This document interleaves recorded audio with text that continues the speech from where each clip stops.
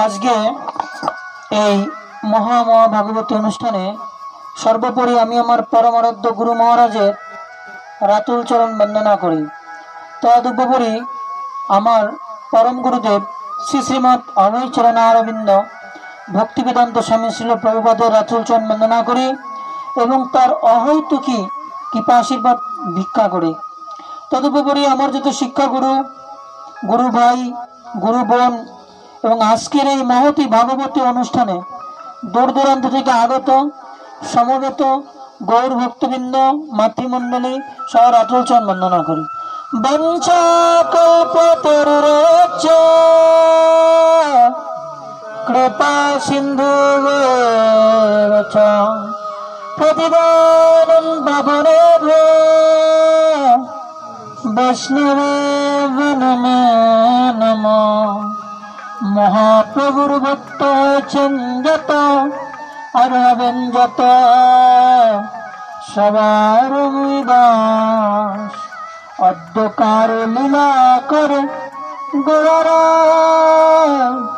কোন কোন ভাগ্যবানে দেখিবার পায়। তা হ্যাঁ, কোন কোন ভাগ্যবান সন্তানরাই পারেন, কোন কোন ভাগ্যবান ব্যক্তি পারেন সেই ভগবত দর্শন করতে, সেই গৌর হরি রাধা গোবিন্দের চরণারবিন্দে শরণ গ্রহণ করতে। তাই আমাদের কি হতে হবে? ভাগ্যবান হতে হবে। আর আমরা কিভাবে ভাগ্যবান হতে পারবো? প্রথমত কোন সদ্গুরুদেবের চরণে আশ্রয় গ্রহণ করে। যখনই আমরা সদ্গুরুদেব লাভ করব, তা আমরা আস্তে আস্তে কি হব? ভাগ্যবান হতে পারবো। আর সেই ভাগ্যবান হওয়ার ফলে কি হবে? আমরা কি হবে? কোন কোন ভাগ্যবানে দেখিবারে পায়। আর তখন আমরা যখন ভাগ্যবান হয়ে যাব, তখন আমরা রাধা গোবিন্দ গৌর গোপালের দর্শন করতে পারবো। তা আমাদের সবাইকে কি হতে হবে? ভাগ্যবান হতে হবে। পিতা স্বর্গ পিতা ধর্ম পিতাই পরম তপ পিতরি পিতিমপন্নে পিয়ন্ত সর্বদেবতা। এই শ্লোকটার অর্থ হচ্ছে কি? পিতাই স্বর্গ, পিতাই ধর্ম, পিতাই পরম তপ। তাই পিতা এমন একজন পিতা শব্দের অর্থ যে এই পিতাকে সবাই দেবতারা পর্যন্ত পূজা করে।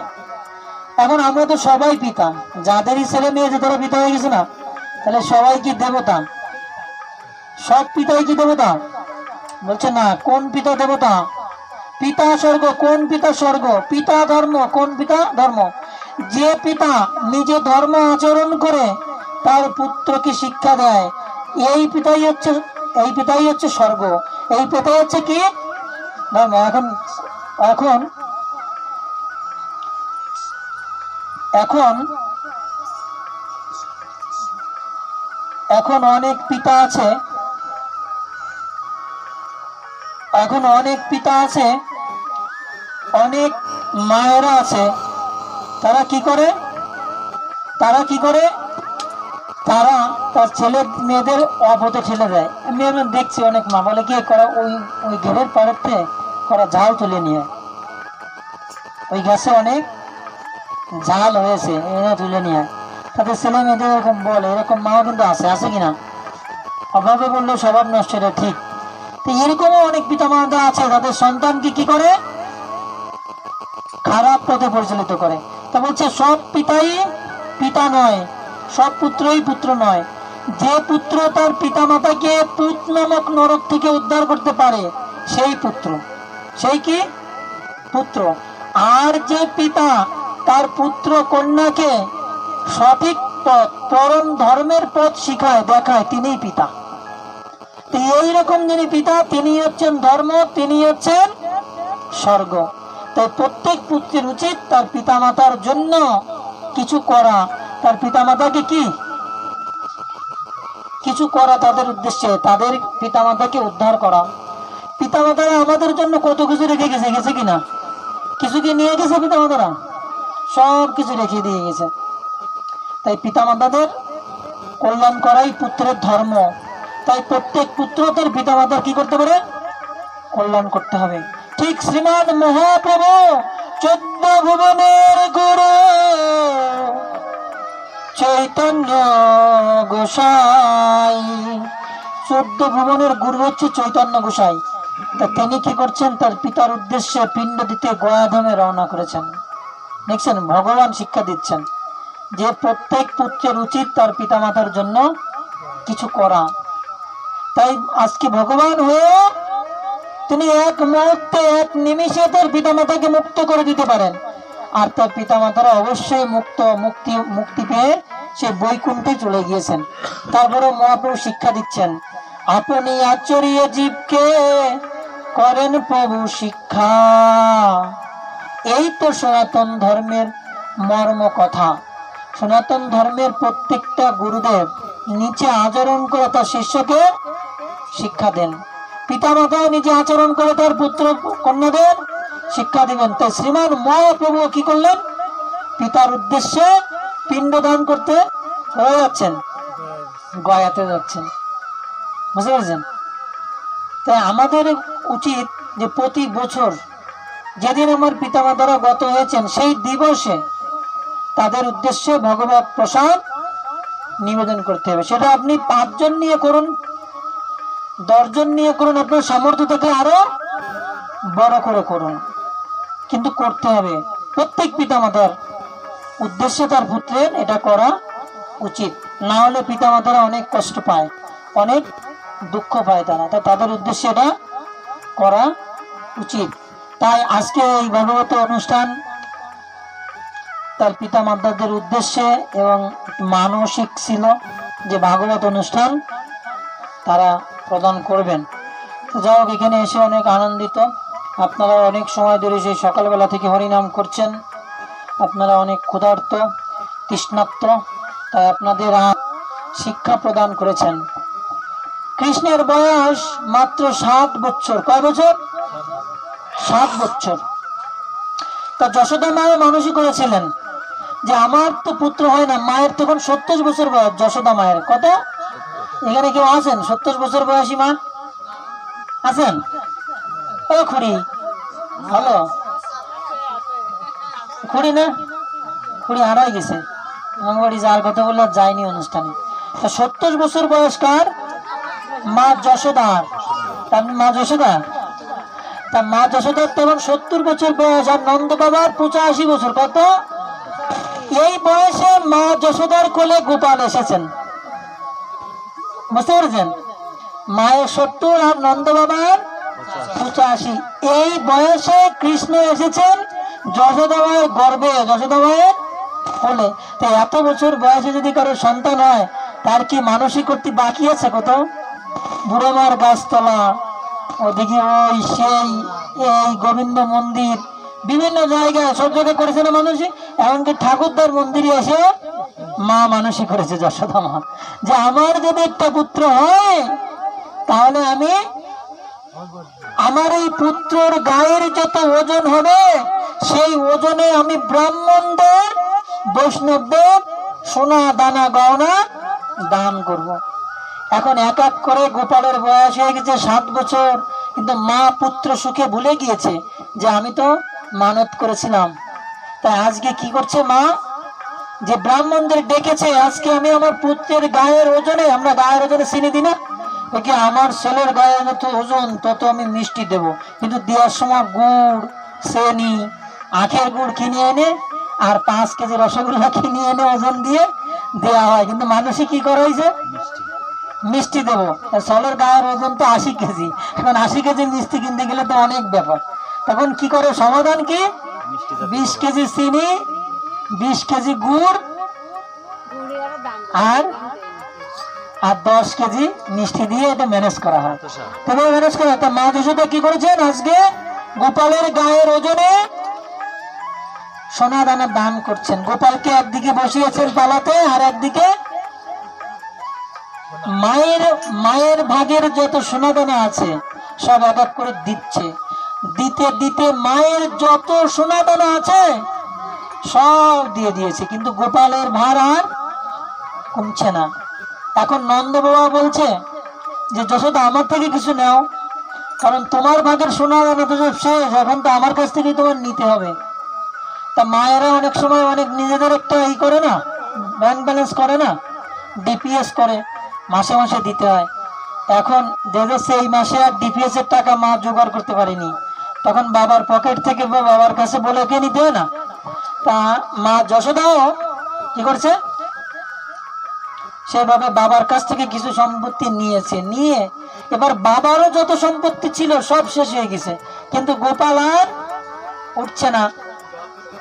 এবারে মা দেখছে এখন কি করা যায়, তখন মায়ের গায়ে যে সোনা দানা ছিল, প্রথম মা কি করেছে, গলার হার খুলে দিয়েছে, মাজার বিচা খুলে দিয়েছে, হাতের বাজু বন্ধন, হাতের যে বালা ছিল সব খুলে দিয়েছে, মাথার যে চূড়ামণি ছিল সে চূড়ামণিটাও খুলে দিয়েছে, তাও গোপাল আর উঠছে না। এখন মায়ের হাতের আংটি দিয়ে দিয়েছে, সব জায়গায় সবকিছু দিয়ে দিয়েছে, তাও গোপাল আর উঠছে না। এখন মা দেখছে কি করা যায়, তার নাকের নাক ফুল মা খুলতে গিয়েছে।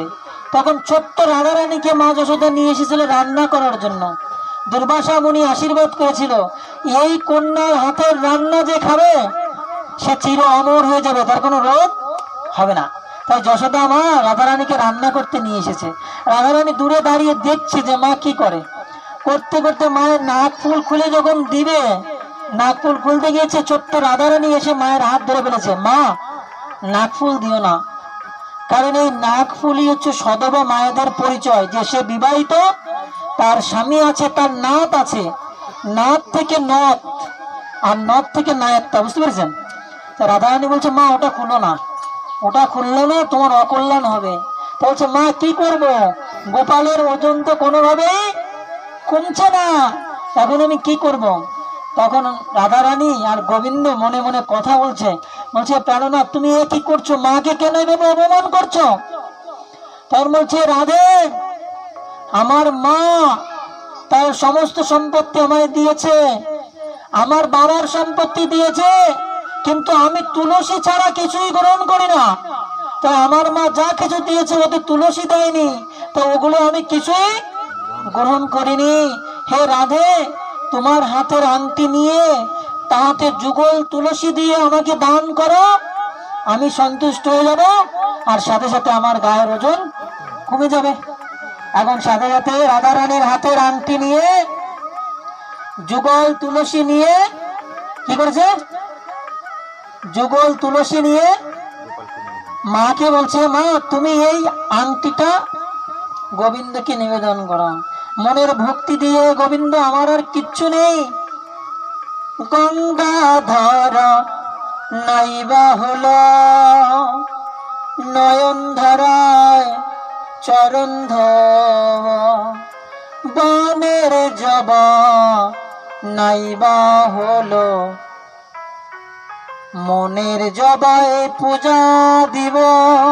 বলছে মা সবকিছু দিয়ে দাও তুমি, তোমার হৃদয়ের যত অহংকার কালিমা কলুষতা সবকিছু পরিত্যাগ করে এই তুলসী যুক্ত অঙ্গটি দাও, গোবিন্দ অবশ্যই প্রসন্ন হবে। সাথে সাথে যখন গোবিন্দকে দিয়েছে, গোবিন্দর দিক মাটিতে নেমে গিয়েছে, গোবিন্দ কি হয়েছে, হালকা হয়ে গিয়েছে, বুঝতে পেরেছেন, আর সোনা দানা দিক ভারী হয়ে গেছে। জয় জয় হৃদয় গৌর হরি বল। আমার এই কথার মাহাত্ম কি জানেন, আমার এই কথার মাহাত্ম হচ্ছে আপনি যা কিছুই করেন না কেন, যদি তুলসী ছাড়া গোবিন্দকে কিচ্ছু দেন, গোবিন্দ গ্রহণ করবেন না। তো এটা হচ্ছে কেশব মাস, এই বৈশাখ মাসকে কি বলা হয়, কেশব মাস, বাংলা মাসের প্রথম মাস। আমরা যখন তিলক করি ওম কেশবায় নমঃ, আমাদের ললাট, আমাদের কপাল হচ্ছে আজকে এই কেশব মাস, বৈশাখ মাস। আর এই বৈশাখ মাসে বৃন্দা দেবীকে জলদান করতে হয়, অখণ্ড জলধারা নিবেদন করতে হয়, জড়া বাঁধতে হয়, আর আমাকে ঠাকুর গোসাই তো বান্ধি নেই। তুলসী গাছে জল ধারা দিতে হবে।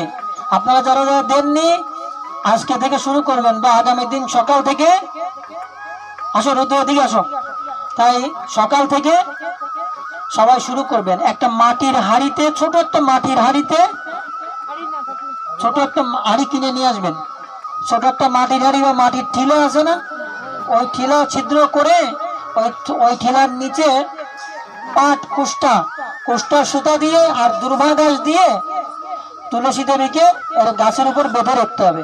সারা এই মাস ভরে কি হবে, ফোটায় ফোটায় তুলসী গাছে জল পড়বে।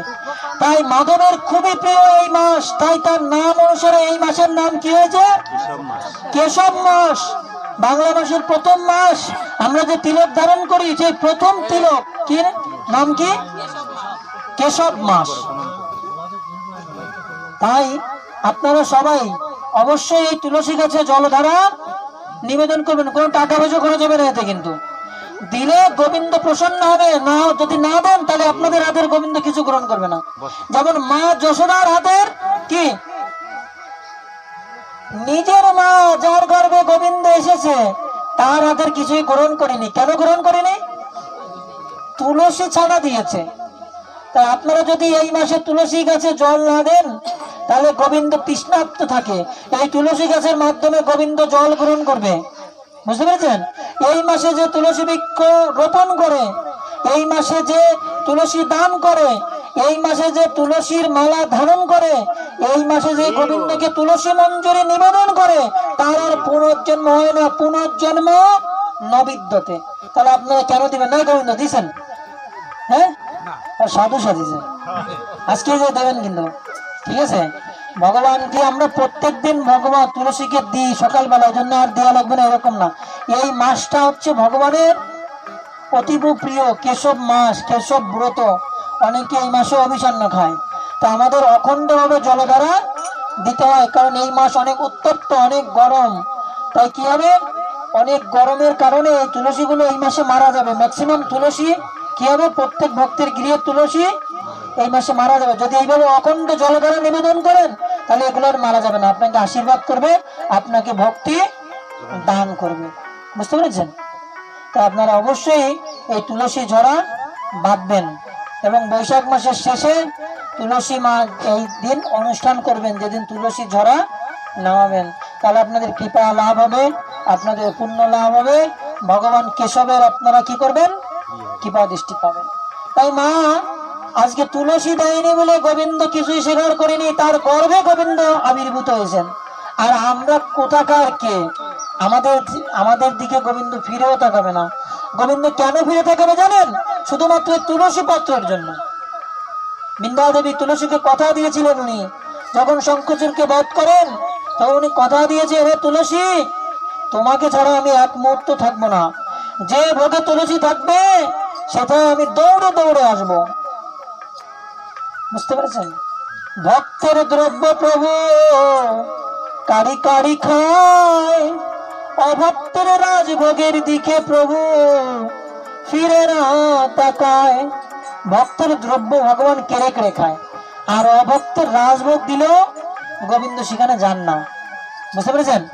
তাই অবশ্যই সবাই তুলসী গাছের সেবা করবেন। এই এক মাস তুলসী দেবীকে ছায়া জায়গায় রাখবেন, ছায়া প্রদান করবেন, জলদান করবেন, সন্ধ্যায় তুলসী দেবীকে আরতি পরিক্রমা করবেন।